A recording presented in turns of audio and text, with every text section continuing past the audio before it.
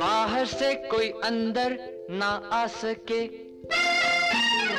अंदर से कोई बाहर ना जा सके, सोचो कभी ऐसा हो तो क्या हो, सोचो कभी ऐसा हो तो क्या हो. പുറത്തുനിന്നുള്ളവർക്ക് അകത്തേക്ക് വരുവാൻ കഴിയില്ല, അകത്തുള്ളവർക്കാകട്ടെ പുറത്തേക്ക് പോകുവാനും കഴിയില്ല.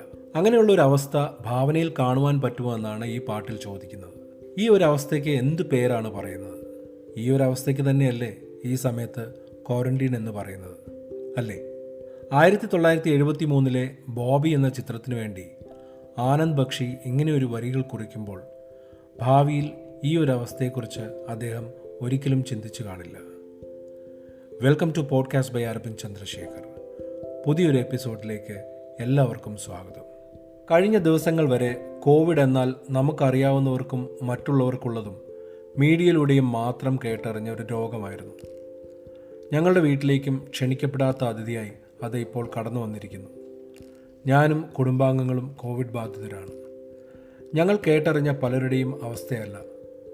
ആദ്യ ദിവസങ്ങളിൽ ഒരു പനി പോലെ വന്ന് പിന്നീട് അത് ശരീരത്തെ ആകെ തളർത്തി സാധാരണ നിലയിലേക്ക് തിരിച്ചെത്തിയ അവസ്ഥയാണിപ്പോൾ.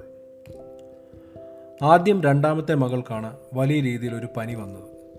ടെസ്റ്റ് ചെയ്യുന്നതിന് മുമ്പ് ഞാനും ഭാര്യയും രണ്ടാമത്തെ മകളും ഒരു മുറിയിലേക്ക് മാറി, റൂം ക്വാറന്റൈൻ. പിറ്റേ ദിവസം ടെസ്റ്റ് ചെയ്തു. അതിന് 4 ദിവസം മുമ്പ് എനിക്ക് വന്ന ഒരു ചെറിയ പനി, അതിനുശേഷം നടത്തിയ ടെസ്റ്റിൽ ഞാൻ നെഗറ്റീവായിരുന്നു. അതുകൊണ്ട് തന്നെ റിസൾട്ട് അറിയുവാൻ 24 മണിക്കൂറോളം കാത്തിരുന്നപ്പോഴും പോസിറ്റീവായിരിക്കുമെന്ന് പ്രതീക്ഷിച്ചില്ല. പക്ഷേ റിസൾട്ട് വന്നപ്പോൾ ഇളയ മകൾ പോസിറ്റീവ് തന്നെ. അന്ന് രാത്രി തന്നെ മൂത്ത മകൾക്കും പനിയായി. 48 മണിക്കൂർ റൂം ക്വാറന്റൈനിലായിരുന്ന ഞങ്ങൾ കുടുംബത്തിലെ മുഴുവൻ പേരും, ഞാനും എൻ്റെ അച്ഛനും ഉൾപ്പെടെയുള്ളവർ ടെസ്റ്റ് ചെയ്തപ്പോൾ എല്ലാവരും പോസിറ്റീവ്. ചെറിയ ബെഡ്റൂമിൽ നിന്ന് വീടിൻ്റെ വിശാലതയിലേക്ക് ഞങ്ങൾ എല്ലാവരും മാറി. താമസിക്കുന്ന അപ്പാർട്ട്മെൻറ്റിൽ ഉത്തരവാദിത്തപ്പെട്ടവരെ അറിയിച്ചു. 2 ദിവസങ്ങൾ കഴിഞ്ഞപ്പോൾ മറ്റു രോഗലക്ഷണങ്ങളൊന്നുമില്ലാതിരുന്നത് കൊണ്ട് തന്നെ ഞങ്ങൾ വീട്ടിൽ തന്നെ ക്വാറന്റൈനിൽ തുടരുകയാണ്. ആദ്യം തന്നെ അടുത്ത കുടുംബാംഗങ്ങളെയും സുഹൃത്തുക്കളെയും വിവരം അറിയിച്ചു. അതിനോടൊപ്പം പോസിറ്റീവ് ആകുന്നതിന് മുൻപ് നേരിട്ട് ബന്ധപ്പെട്ടവരെയും കാര്യങ്ങൾ ബോധിപ്പിച്ചു. അതുകൊണ്ട് അവർക്കൊക്കെ മുൻകരുതലെടുക്കാമല്ലോ. അറിഞ്ഞവർക്കൊക്കെ വിഷമമായി. എല്ലാവരും എത്രയും പെട്ടെന്ന് അസുഖം ഭേദമാകട്ടെ എന്ന് ആശംസിച്ചു. ഒരുമാതിരിപ്പെട്ട ആളുകളൊക്കെ നേരിട്ടോ അല്ലാതെയോ അവരുടെയോ മറ്റുള്ളവരുടെയോ അനുഭവങ്ങൾ കേട്ടിട്ടുള്ളത് കൊണ്ട് തന്നെ ആർക്കും ഞങ്ങളുടെ കാര്യത്തിൽ ഞെട്ടലൊന്നും ഉണ്ടായില്ല. കാര്യങ്ങൾ അറിഞ്ഞ ചുരുക്കം ചിലർ എന്തൊക്കെയാണ് ശ്രദ്ധിക്കേണ്ടതെന്ന് പറഞ്ഞു തന്നു. മഞ്ഞളും ഉപ്പും കലർത്തി തിളപ്പിച്ചാറ്റിയ വെള്ളത്തിൽ കവിൾ കൊള്ളുക, ദിവസം മുഴുവൻ ഇടവിട്ട് ആവി പിടിക്കുക, ഭക്ഷണം നന്നായി കഴിക്കുക, പഴങ്ങളും പച്ചക്കറികളും നന്നായി കഴിക്കുക, വെള്ളം നന്നായി കുടിക്കുക, ഇങ്ങനെ തുടങ്ങി അസംഖ്യം വാട്സപ്പ് മെസ്സേജുകളും വീഡിയോകളുമൊക്കെ ഫോർവേഡ് ചെയ്തു.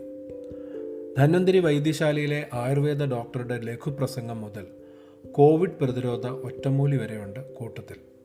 ചിലരൊക്കെ ഓക്സിജൻ കിട്ടാതെ മരിക്കുന്ന ആയിരക്കണക്കിന് ആളുകളുടെ അവസ്ഥയും ആശുപത്രിയിൽ കിടക്ക കിട്ടാത്തവരുടെയും കഥകളും ഞങ്ങളെ ഓർമ്മിപ്പിച്ചു. മറ്റുള്ളവരുടെ ഉപദേശങ്ങൾ ശ്രദ്ധയോടെ കേട്ടെങ്കിലും ഞങ്ങളുടെ കുടുംബ സുഹൃത്തായ ഡോക്ടറെ പൂർണ്ണമായും വിശ്വാസത്തിലെടുത്തു. അവരുടെ മാർഗനിർദ്ദേശങ്ങൾ അനുസരിച്ച് മുൻപോട്ട് പോകുവാൻ തീരുമാനിച്ചു. രണ്ടാമത് ഞങ്ങൾ തീരുമാനിച്ചത് ടെലിവിഷനിലെ ന്യൂസ് അധികം കാണണ്ട എന്നതായിരുന്നു. കാണുകയാണെങ്കിൽ തന്നെ ഏതെങ്കിലും ഒരു സമയത്ത് മാത്രമാക്കി ചുരുക്കണമെന്നും ഞങ്ങൾ തമ്മിൽ ധാരണയായി. എല്ലാവരും എന്തെങ്കിലും പോസിറ്റീവായ കാര്യങ്ങളിൽ നിർബന്ധമായി ഏർപ്പെട്ടു. ഇഷ്ടപ്പെട്ട സിനിമകളിലേക്കും പുസ്തകങ്ങളിലേക്കും ചിത്രം വരയിലുമൊക്കെ ശ്രദ്ധ തിരിച്ചു. മരുന്നുകൾ സമയത്തിന് കഴിച്ചു. ഭയം വേണ്ട, ജാഗ്രത മതി എന്ന് സർക്കാർ പറഞ്ഞതുപോലെ പേടിക്കാതെ മുൻപോട്ട് പോവുകയാണ്. കുറച്ച് ദിവസങ്ങൾ കൂടി ഇതുപോലെ മുന്നോട്ട് പോകണമെന്നറിയാം. അതുവരെ മറ്റുള്ള ആരോഗ്യ പ്രശ്നങ്ങളൊന്നും തന്നെ ഇല്ലെങ്കിൽ. ഒന്നോർത്താൽ ഞങ്ങളുടെ ഇപ്പോഴത്തെ അവസ്ഥ അത്ര മോശമല്ല. വലിയ ശാരീരിക ബുദ്ധിമുട്ടുകളൊന്നുമില്ല. സുഹൃത്തുക്കളും വീട്ടുകാരുമൊക്കെ വിളിക്കാറുണ്ട്. ജില്ലാ ഭരണകൂടത്തിൻ്റെ കോവിഡ് കെയർ സെൻറ്ററിൽ നിന്ന് വിളിച്ചു. എന്തെങ്കിലും ആരോഗ്യ പ്രശ്നങ്ങളുണ്ടോ എന്ന് ചോദിച്ചിരുന്നു. ചോദിക്കുവാനും പറയാനും ആളുണ്ടല്ലോ എന്നൊരു തോന്നൽ അതുണ്ടാക്കി. പുറത്തേക്ക് ഇറങ്ങുവാൻ കഴിയില്ലെങ്കിലും ഞങ്ങളുടെ വീടിൻ്റെ പരിമിതികളിൽ ഞങ്ങൾ സന്തോഷത്തോടെ കഴിയുന്നു. കഴിഞ്ഞ 1 വർഷത്തോളമായി അതുതന്നെയാണല്ലോ നമ്മുടെ ശീലവും. ലോകമെങ്ങും കോവിഡ് എല്ലാ രീതിയിലും സംഹാര താണ്ഡവം ആടിക്കൊണ്ടിരിക്കുകയാണ്. ഇന്ത്യയിലും പ്രത്യേകിച്ച് കേരളത്തിലും സ്ഥിതി അങ്ങനെ തന്നെയാണല്ലോ. പേടിപ്പെടുത്തുന്ന 1000 കഥകളാണ് കേൾക്കുന്നത്.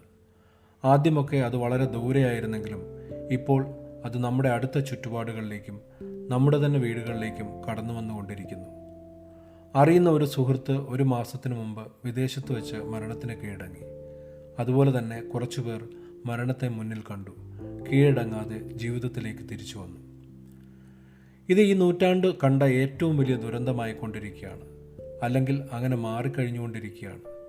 കുറച്ച് നാളുകൾക്ക് മുമ്പ് പലപ്പോഴും സുഹൃത്തുക്കൾ തമ്മിൽ കാണുമ്പോൾ ഇതൊക്കെ എന്ന് തീരും എന്ന് ചോദിച്ചിരുന്നു. ഇപ്പോൾ അങ്ങനെ ഒരു ചോദ്യം തന്നെ ചോദിക്കുന്നില്ല.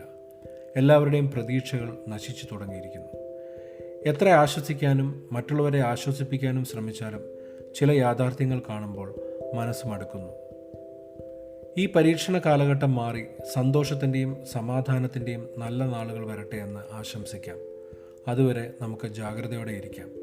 ലോക്ക്ഡൗൺ കുറച്ച് നാളുകളിലേക്ക് കൂടി പ്രഖ്യാപിച്ചിരിക്കുകയാണ്. നമുക്ക് നമ്മുടെ വീടുകളിൽ തന്നെ ഇരിക്കാം. എല്ലാവർക്കും സന്തോഷപ്രദമായ ആ പഴയ നാളുകളിലേക്ക് എത്രയും പെട്ടെന്ന് നമുക്കൊക്കെ തിരിച്ചു പോകുവാൻ കഴിയട്ടെ എന്ന് ആശംസിച്ചുകൊണ്ട് നിർത്തട്ടെ. സ്നേഹപൂർവ്വം നിങ്ങളുടെ അരവിന്ദ്.